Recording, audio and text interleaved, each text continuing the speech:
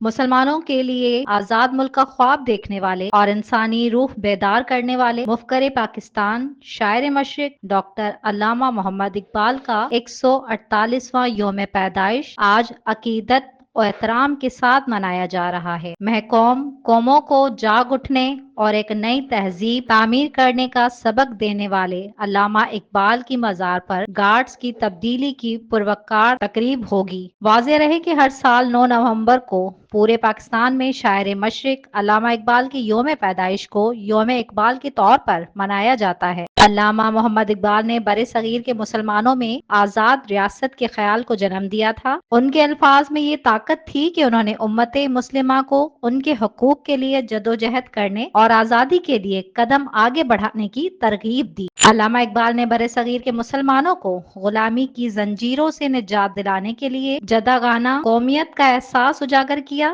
اور اپنی شاعری سے مسلمانوں کو بیدار کیا۔ ان کے افکار اور سوچ نے امید کا وہ چراغ روشن کیا جس نے نہ صرف منزل بلکہ راستے کی بھی نشاندہی کی۔ یاد رہے کہ مفکر پاکستان علامہ محمد اقبال 9 نومبر 1877 کو سیالکوٹ میں پیدا ہوئے تھے۔ انہوں نے 21 اپریل 1938 کو لاہور میں وفات پائی۔